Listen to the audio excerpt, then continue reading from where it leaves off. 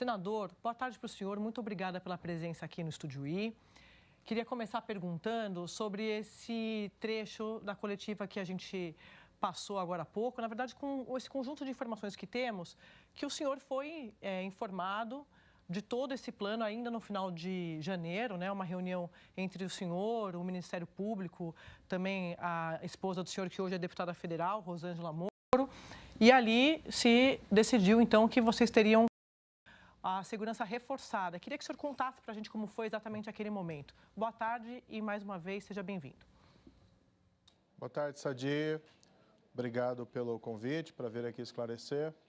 Eu, na verdade, fui informado pelo final de janeiro que haveria um plano dessa organização criminosa, o PCC, para sequestro ou assassinato da minha pessoa, da minha família e, igualmente, de outras autoridades públicas, outros agentes. Mas era uma investigação que ainda estaria para iniciar e essa informação teria sido captada, né, por alguma investigação. Aqui não convém entrar em detalhes a esse respeito. Aí, naquela ocasião, a primeira preocupação foi que nós tivéssemos a segurança estabelecida. Isso foi feito pela Polícia Legislativa do Senado e da Câmara. Fica aqui até os meus agradecimentos ao presidente Rodrigo Pacheco e ao presidente Arthur Lira. E, igualmente, pela Polícia Militar de São Paulo e Polícia Militar do Paraná. Ao mesmo tempo, foi feita a investigação pela Polícia Federal e também por autoridades do Ministério Público lá do Estado de São Paulo. E hoje teve esse evento do desmantelamento desse grupo específico que estava encarregado desse trabalho. Claro que isso foi assustador para mim, para minha família. É um preço, infelizmente, alto aí a se pagar pelo combate que a gente fez ao crime organizado, não só como juiz, mas também como ministro da Justiça. Nós fomos muito rigorosos na forma da lei contra a criminalidade organizada.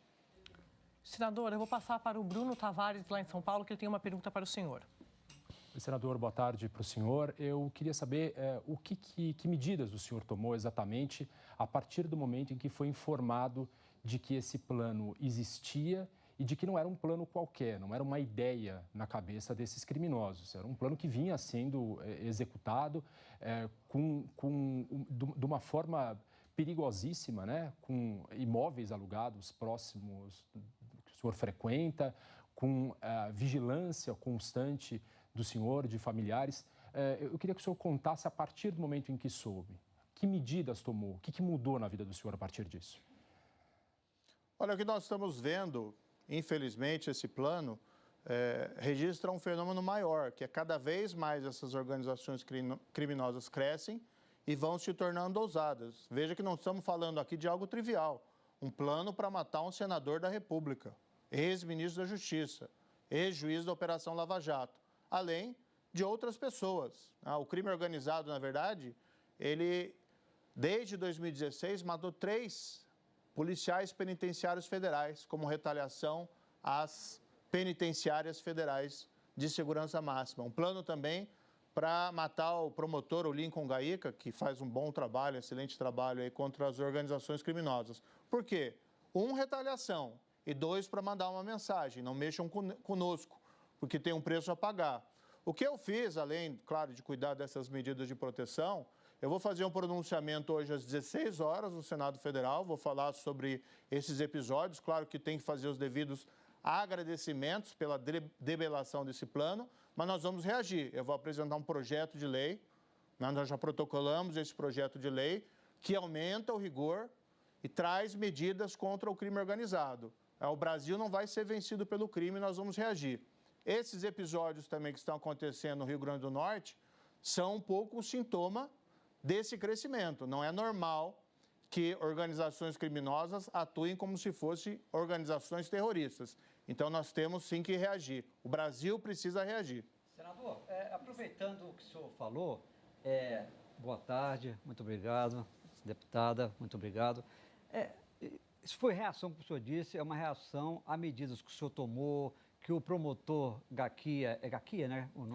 Gaquia tomou, e o comandante, ou seja, além do senhor, outras pessoas também estavam sendo acompanhadas e seriam alvos desse crime, né, que estava sendo armado. O que é preciso, além do que o senhor já fez, de outras medidas que o senhor já fez, à luz do que está acontecendo no Rio Grande do Norte, à luz dessa operação, o que pode acontecer? Rosângela, deputada, muito obrigado por estar aqui também com a gente. O que é preciso, concretamente, se o senhor vai apresentar esse projeto, concretamente, o que deve ser feito, além do que já foi feito, para evitar que essas facções criminosas tenham o poder de controlar o crime de dentro das penitenciárias? Isso é uma luta constante, Valdo. O que nós não podemos é relaxar, deixar que o Brasil se aproxime da situação de países que têm um quadro ainda pior, que é como o caso do México. Então, se os criminosos se sentirem à vontade para fazer um plano, para matar um senador, um promotor, para retaliar, se eles se sentem à vontade para sair às ruas e aterrorizar a população civil lá do Rio Grande do Norte, nós temos que fazer o quê? Melhorar a legislação e ter ações incisivas contra o crime organizado. Quando eu fui ministro, nós aprovamos o que a gente chama de confisco alargado de bens, que é para retirar todo o patrimônio dessas organizações criminosas. Foi uma medida importante. Nós transferimos, foi um pedido do Ministério Público de São Paulo, sim, do promotor Lincoln, mas foi o governo federal da época e o governo do estado de São Paulo que deu as condições para que nós fizéssemos a transferência dessas lideranças do crime organizado para presídios federais, e nós mudamos o regime de visitação dos presídios federais. Nós cortamos toda a comunicação deles com o mundo externo que não fosse monitorado. E depois colocamos isso na legislação anticrime. O que tem que ser feito agora? Tem que investir na Polícia Federal, tem que criar forças-tarefas. A coisa mais absurda que eu ouvi nos últimos tempos é que esse regime das forças-tarefas era contraproducente, não funcionava. Em todo lugar do mundo funcionam as forças-tarefas. Precisa ter força-tarefa contra o crime organizado. E nós precisamos mexer na legislação. Eu vou apresentar esse projeto. Entre as propostas desse projeto, aumenta a segurança de magistrados, promotores e policiais envolvidos no combate ao crime. E nós estamos também ali prevendo a criação de crimes específicos para punir esses atos de planejamento de atentados contra autoridades públicas. Porque, como nós vimos hoje, a polícia agiu, essas pessoas vão responder na forma da lei, mas a legislação hoje, ela não criminaliza o planejamento, elas vão ser responsabilizadas por outros crimes e pelo crime de associação. E é um absurdo, por exemplo, a polícia descobrir que alguém está planejando matar uma autoridade pública e ela tem que esperar o crime começar para ela poder reagir. Então, nós vamos suprir a lacuna da legislação com esse projeto. Já falei com o Rodrigo Pacheco sobre a importância dele. Há uma atenção especial em relação a isso. Pretendemos falar também com o presidente Arthur Lira, porque se o crime organizado vem para cima de você, e aqui não estou falando pessoal, se ele vem para cima da sociedade, nós temos que reagir. Nós não podemos ficar passivos. Essa ação de hoje da Polícia Federal é importantíssima e ficam aqui meus elogios à Polícia Federal, assim como fiz as outras polícias, mas nós temos que reagir. Como é que o Senado pode reagir? Congresso? Com legislação. Senador, boa tarde, bem-vindo, obrigada por aceitar nosso convite. Deputado, boa tarde também. Eu quero continuar destrinchando este projeto de lei que o senhor está antecipando aqui no Estúdio I, a apresentação.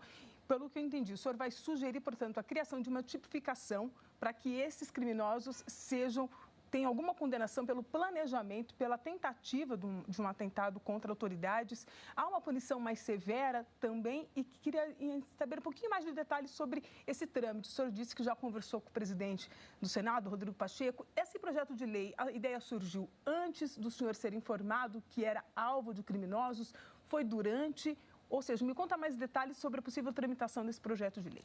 Olha, eu tinha um plano sobre esse projeto, Isabela, há muito tempo. Mas você tem que procurar um momento político certo para fazer isso. Quando fui ministro, eu estava centrado no projeto anticrime, que tinha medidas importantes contra o crime organizado, o confisco alargado, a proibição, o endurecimento do regime dos presídios federais. Veja que hoje, o crime organizado, o que eles têm medo? De ser transferidos para presídios federais de segurança máxima. Porque lá é game over. Nós temos o exemplo aqui do líder do PCC, que está no presídio federal de Brasília, e para ele é um fim da linha, não tem o que ele fazer. Toda a comunicação dele com o mundo exterior é monitorada e com base na lei. Isso impede que ele continue planejando o crime lá de dentro da cadeia.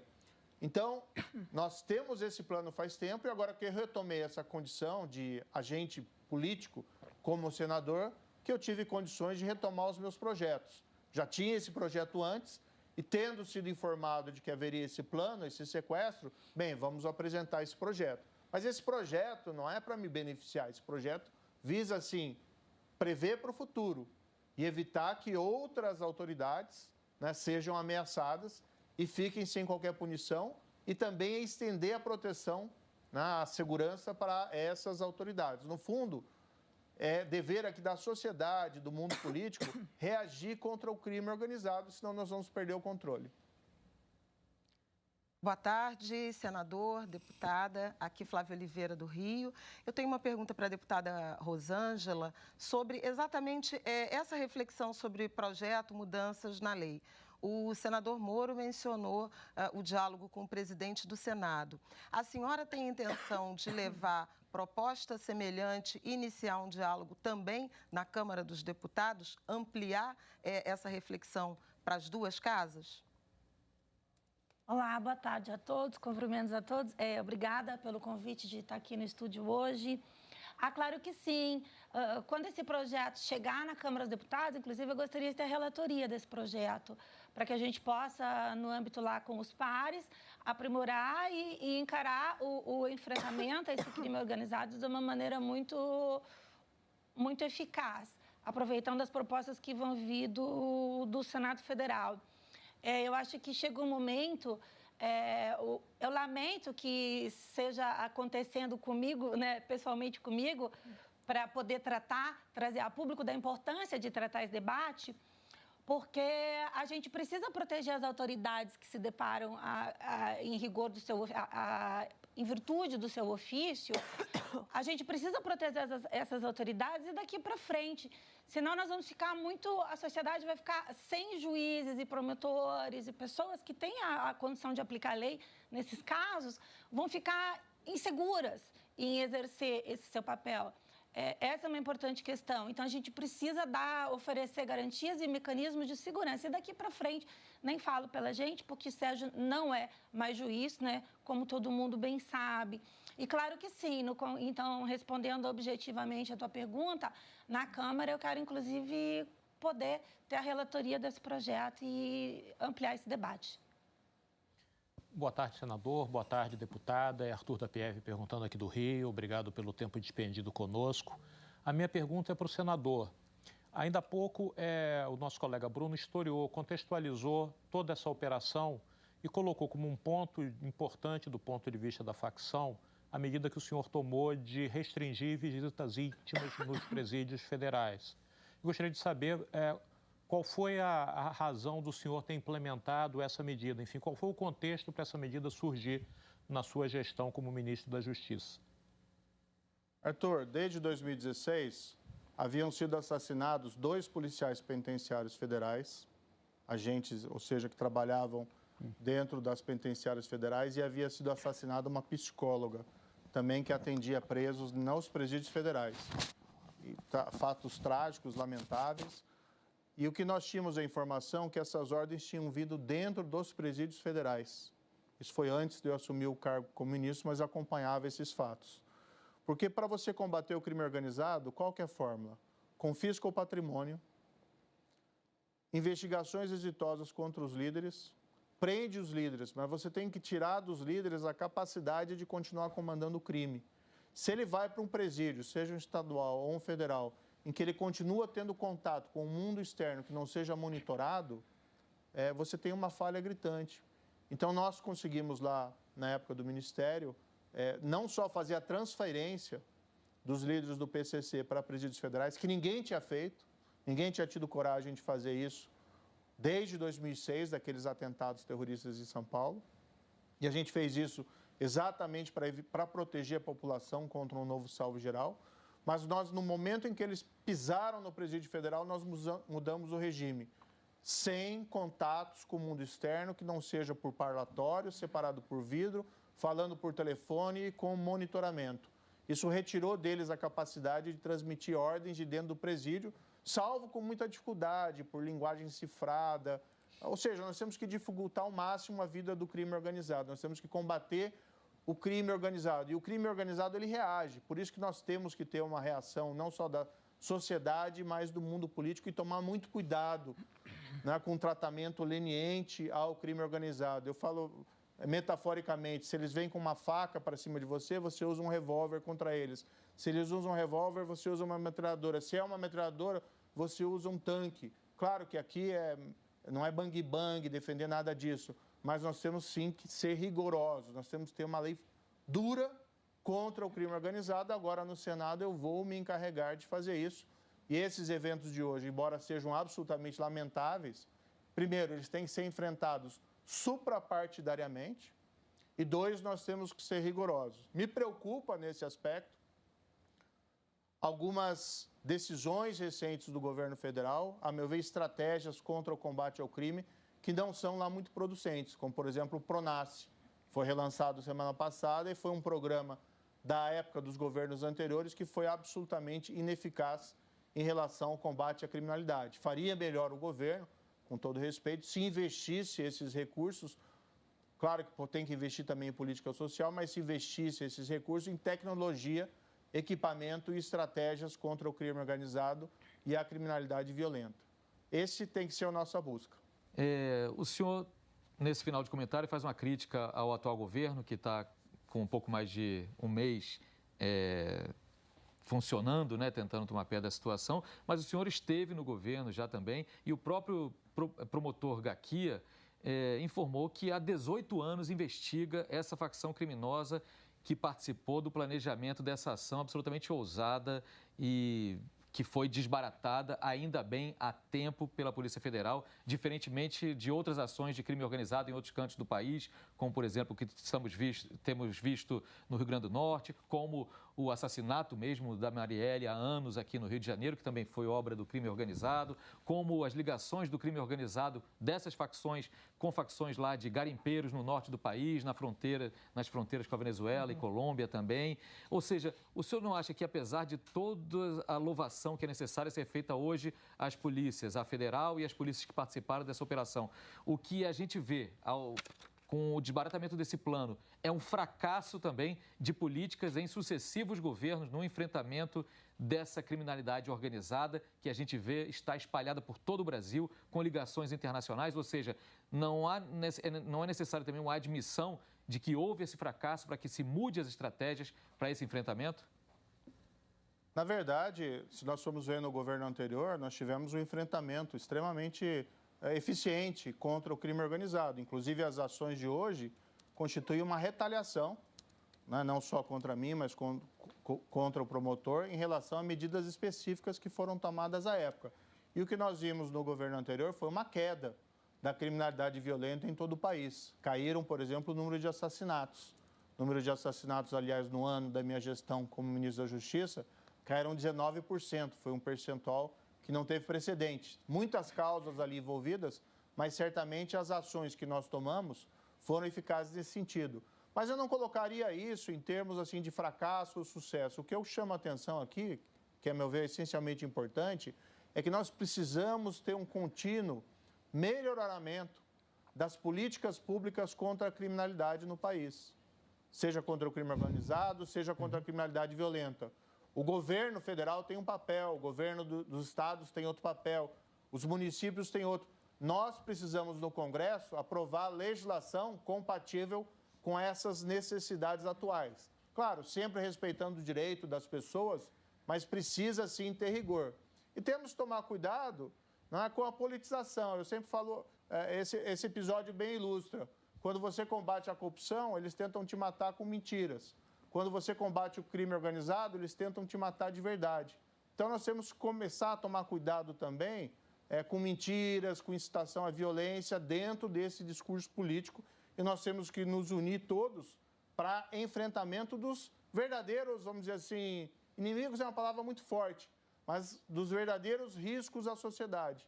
E entre os riscos à sociedade, nós temos a criminalidade organizada e cada um tem que fazer a sua parte. Ministro, só para não deixar de pontuar isso, é verdade que sim, o número de homicídios baixou no governo passado, mas o que a gente viu também foi uma capilarização dessas organizações do crime dentro e fora dos presídios, que atinge outras áreas da vida brasileira. E aí eu lembro dos garimpos ilegais invadindo terras indígenas com ligação com traficantes desde pescado até minério, até drogas também. E a gente viu também isso acontecer em ataques como esses que a gente está vendo agora no Rio Grande do Norte. E a gente vê também a força desse crime organizado no total de dinheiro movimentado e nas raras apreensões que a gente tem de armas de grosso calibre que seriam distribuídas para essa quadrilha. Portanto, me parece que as eventuais vitórias não são suficientes ainda para a gente dizer que há um caminho claro a ser trilhado nesse combate e que faltaria ainda algum tipo de engajamento diferenciado para ter vitórias mais conclusivas sobre esse crime organizado. No governo anterior, quando houve episódio semelhante a esse do Rio Grande do Norte no Ceará, isso foi em janeiro de 2019, eu era ministro da Justiça, era o 4º ano do governo, nós mandamos a Força Nacional, nós retiramos as lideranças criminosas do Ceará para presídios federais, nós enviamos à Polícia Rodoviária Federal uma força-tarefa penitenciária e nós debelamos aquela crise. Ficamos aí 4 anos sem ter crises equivalentes de segurança. Aquilo que nós víamos no passado, de criminosos às vezes saindo às ruas, por exemplo, no Rio de Janeiro, incendiando ônibus, assustando a população, aqueles fatos de 2006, até muito mais atrás do PCC em São Paulo, aquilo ficou 4 anos sem acontecer de novo. Agora voltaram a acontecer. Qual é a questão? Vamos olhar para frente, vamos ver o que a gente tem que fazer hoje. Espero que esse evento no Rio Grande do Norte e o evento de hoje, esse evento de hoje que foi desmantelado, sejam eventos isolados e não revelem, não sejam reveladores de uma tendência do crime organizado querer novamente colocar-se para fora para intimidar a sociedade. Em um e outro caso, o combate às organizações criminosas tem que ser perenes, tá? E nós não podemos deixar que a politização ou a polarização comprometa essa batalha. Por isso que eu estou lá no Senado, vou apresentar esse projeto, eu espero que tenha um apoio suprapartidário. Isso não tem nada a ver com PT, PL, Bolsonaro, Lula ou quem quer que seja. Nós temos que defender a sociedade e as pessoas do crime organizado. Essa é a tarefa mais importante que, a meu ver, decorre do dia de hoje. Claro que a gente pode avaliar os governos anteriores, as falhas, onde falharam, o governo atual, onde falhou, onde não falhou, mas vamos tentar acertar daqui para frente. Bruno Tavares. O senhor disse há pouco que os presídios federais têm cumprido a função de isolar essas lideranças da facção criminosa, mas eu lembro que no ano passado a Polícia Federal descobriu um plano de fuga dessas lideranças. Ainda no ano passado, esse plano de fuga foi frustrado e então se partiu para um outro plano de atentados contra autoridades, plano esse que o senhor era um dos alvos. O que falta para efetivamente haver um combate efetivo sobre essas facções criminosas? Porque me parece que, a despeito de toda essa tentativa dos presídios federais, de um maior rigor, ainda assim as facções criminosas continuam conseguindo levar adiante esses atentados, esses planejamentos, né? Nós precisamos de investimento na polícia, investimento em métodos de investigação modernos, como, por exemplo, ampliar o banco de DNA, ampliar métodos tecnológicos de vigilância, guardadas aí as devidas ferramentas de proteção da privacidade das pessoas, para que isso não seja objeto de abusos. Nós precisamos ter forças-tarefas policiais dedicadas a desmantelar essas quadrilhas, prender os líderes, isolar esses líderes em presídios federais e confiscar o patrimônio dessas organizações. O receituário é universal, não tem aí muito segredo. Mas eu posso te contar uma história. Em 2020, surgiu esse mesmo plano de resgate da liderança do PCC aqui do Presídio Federal de Brasília. O que nós fizemos na época? Nós provocamos o presidente Bolsonaro para decretar uma GLO em torno do presídio. E o Exército foi lá e colocou um tanque na frente do presídio. Cavaram uma trincheira em volta do presídio para evitar que houvesse qualquer problema. E aquilo foi um efeito dissuasório sobre qualquer tentativa de resgate. É aquilo que eu disse, a cada ação do crime organizado tem que haver uma reação mais intensa, na forma da lei, por evidente, pelo Estado, pelo governo, para reagir. O Brasil não pode ser vencido pelo crime. Essa que tem que ser a grande lição desses últimos acontecimentos, seja lá no Rio Grande do Norte, ou seja, nesses fatos de hoje. E nós temos que reagir e não ficar passivos. Senador, eu queria fazer uma pergunta combinada aqui com dois temas que o senhor já citou no programa. Primeiro, a respeito desse projeto de lei. Pelo que eu entendi, ele vai focar na segurança, no reforço da segurança e das punições para autoridades que investigam crime organizado. Mas queria saber se onde é que a população também vai ser incluída nesse projeto, se é que ela vai, se esse é um dos focos do senhor no trabalho no Senado Federal.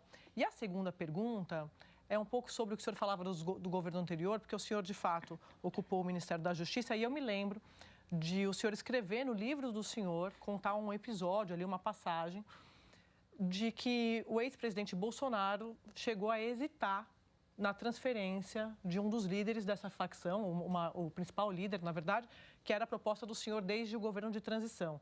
O senhor chegou a dizer, se eu me lembro bem, que o senhor foi pego de surpresa com uma mensagem de texto de Bolsonaro cancelando a transferência do líder. Então, eu queria que o senhor contasse um pouco sobre isso, por favor, também, e sobre o projeto de lei, por gentileza. Acho que o foco, Sadi, tem que ser os esforços do governo atual, né? Sem politização, sem polarização. Ontem, por exemplo, o presidente Lula deu uma declaração infeliz, uma declaração que a gente tem que repudiar, né? Que utilizou até palavrões em relação à minha pessoa.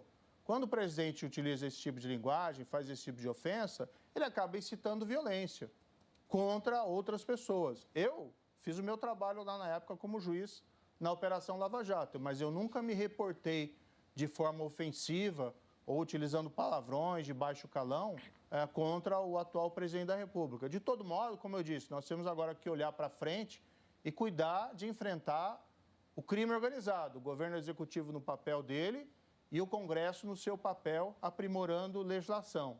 Em relação ao episódio anterior do governo, eu já falei sobre isso. O governo anterior foi o responsável pela transferência das lideranças do PCC, que é a maior organização criminosa do país, para presídios federais. Algo que deveria ter sido feito em 2006 e não foi feito.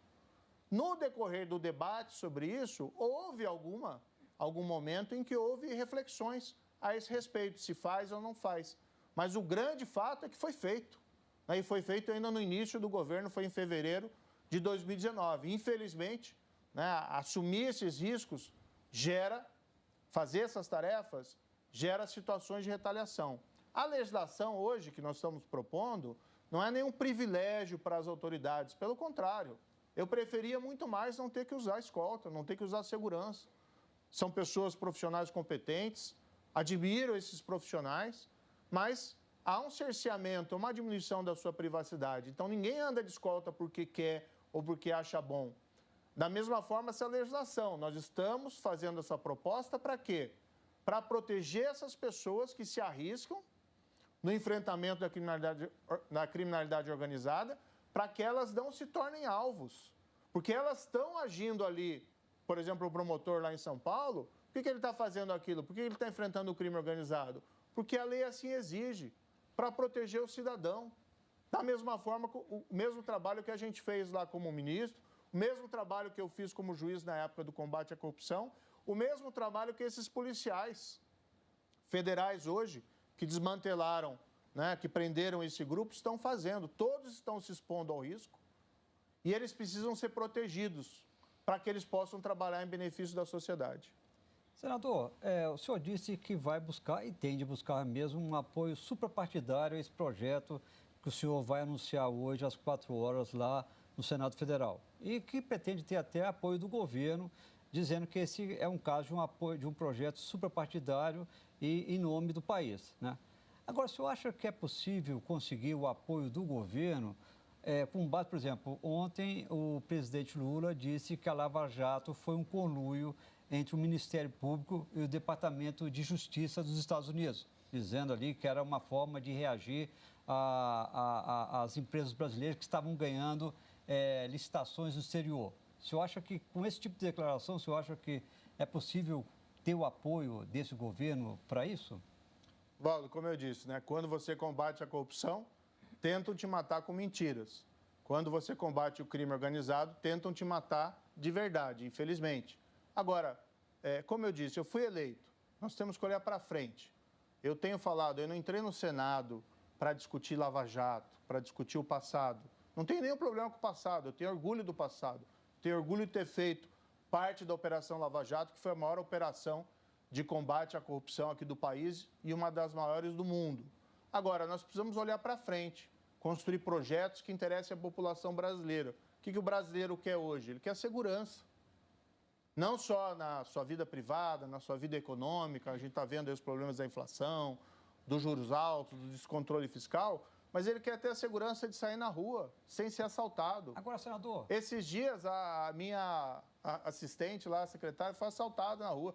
Veio me contar, roubaram o celular dela. E muitas dessas atividades pequenas até estão relacionadas ao crime organizado. Então, nós precisamos nos unir para fazer o que a população precisa. Perdão só cortar o senhor, mas só para ter esse comentário melhor sobre... O senhor está querendo olhar para frente, mas essa declaração do presidente Lula é de hoje, é de ontem, né? É atual, não estamos voltando para o passado. Ele falou isso sem base, sem prova, de que tinha um conluio entre o Ministério Público, o senhor ali era o juiz daquela época ali da Operação Lava Jato, com o Departamento de Estado, Departamento de Justiça, Departamento de Estado norte-americano. Como é que o senhor encara essa declaração dele? Faz parte do multiverso da loucura. Nunca houve qualquer espécie de conluio e até ofensivo em termos diplomáticos aos Estados Unidos. O que houve foi o seguinte, algumas empresas brasileiras, nos quais ocorreu esse grande escândalo de corrupção, negociavam as suas ações na Bolsa de Valores norte-americana e, dessa forma, ficavam sujeitas à lei americana e à jurisdição norte-americana. Fato que aconteceria independentemente da ação das autoridades brasileiras. E hoje há uma expansão da lei internacional, da jurisdição internacional em relação ao crime de corrupção, especialmente aquilo que a gente chama do suborno transnacional, de pagar a propina para obter um contrato lá fora. Veja que esses dias foi uma divulgação não dos Estados Unidos, mas foi das autoridades do Reino Unido, que teriam confiscado 8 milhões de dólares em contas que pertenceriam a um diretor da Petrobras, que teria se envolvido em casos de suborno e mantido dinheiro lá no Reino Unido, ou em paraísos fiscais relacionados ao Reino Unido. Então, o combate ao crime interessa a todo mundo, não só o país no qual o crime é cometido, mas muitas vezes o país onde o dinheiro é colocado para ser lavado. Então, assim, essa afirmação do presidente da República, eu lamento, ela não corresponde à realidade, mas eu vou te dizer, Valdo, o que eu tenho feito? Eu tenho olhado para frente, eu não vim aqui para discutir sobre triplex, sobre Sítio Atibaia, e nem estou fazendo isso nos meus cursos lá no Senado. Eu quero me preocupar em como é que a gente pode aprovar no Congresso bons projetos ou boas ações para melhorar a vida do brasileiro, que está preocupado aí com juros altos, está preocupado com a inflação descontrolada, está preocupado aí com a questão do déficit fiscal, claro que não exatamente ali, mas ele sabe que esse déficit reverbera de alguma forma no bolso dele, no futuro do país. E está preocupado com a segurança na rua.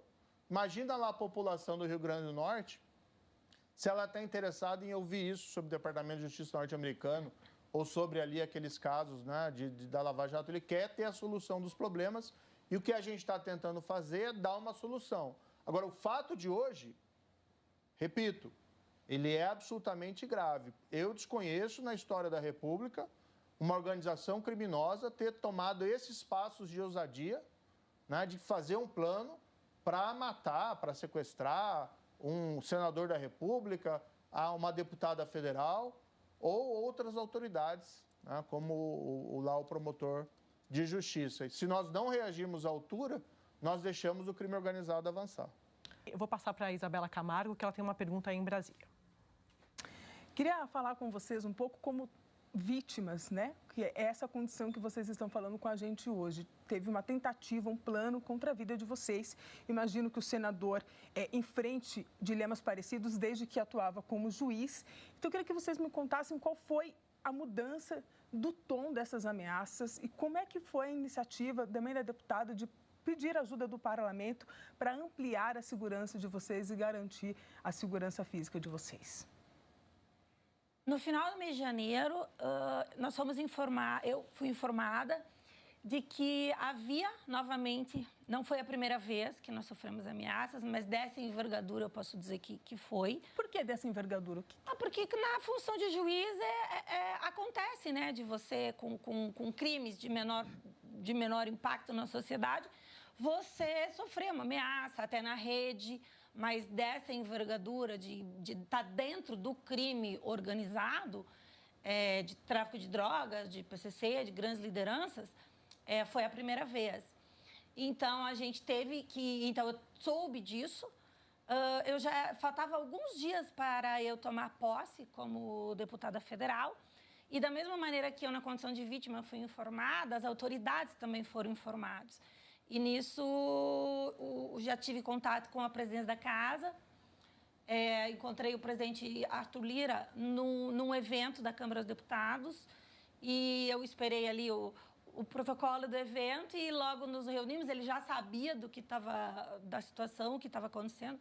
E de imediato, o presidente disponibilizou a DEPOL, que é a Delegacia da Polícia Legislativa, para fazer esse acompanhamento, monitoramento 24 horas por dia, em virtude dessa situação excepcional. No que eu sou muito grata, a DEPOL atende com muita presteza, com muita eficiência, e sou grata aí por ter sido de pronto, né? Pela prontidão, porque é uma situação que realmente assusta. Mas o que mudou na rotina da senhora? Em que fase da vida você pergunta agora? Da família, dos agora filhos. Mudou tudo, porque uma escolta mais presente, 100% do tempo. Também a função de deputada, né, que isso para mim é novo, é meu primeiro mandato. Estou aí quase completando 2 meses no parlamento.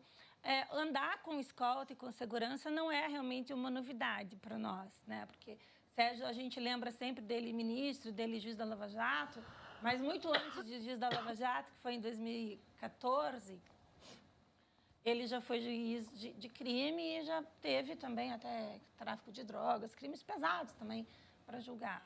Então, é uma situação de se adaptar. Mas dessa envergadura de crime organizado vindo de dentro do presídio, e essa foi a primeira vez. Na verdade... E de um ataque coordenado também, porque eu não tive acesso às investigações, não tenho. Eu fui informada o que na condição de vítima, né, precisaria saber para aceitar todo esse aparelhamento.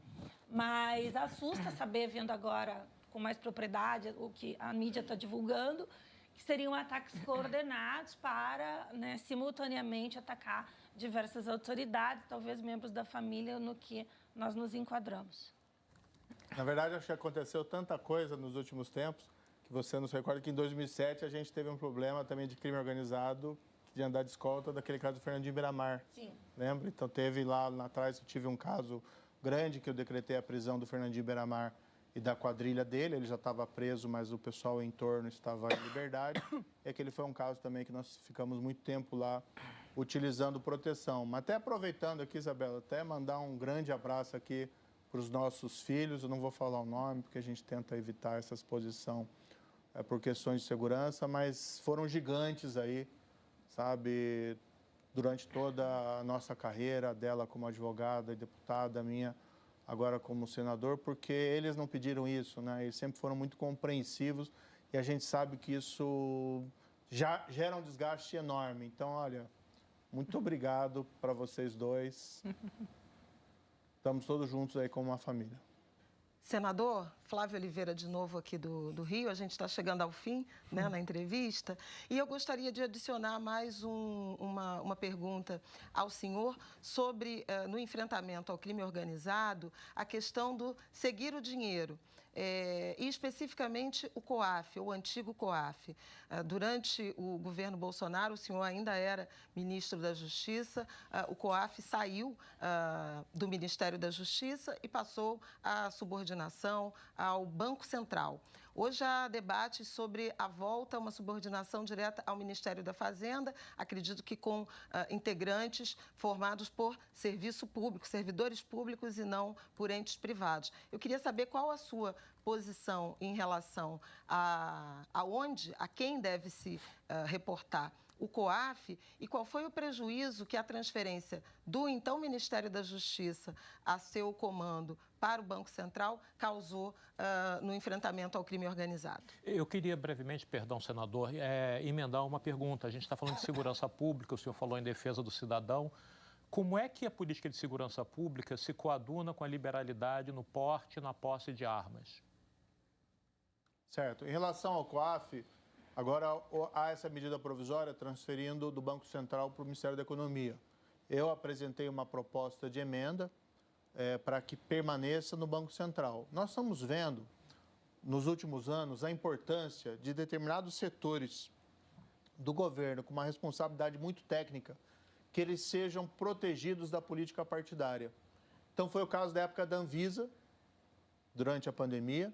É o caso agora do Banco Central, do presidente do Banco Central, Campos Neto, que tem mantido juros altos. Isso tem sido objeto de críticas, mas principalmente em decorrente da falta de controle do orçamento pelo governo federal, que começou com esse rombo de 200 bilhões, obrigando o Campos Neto a manter os juros lá em cima.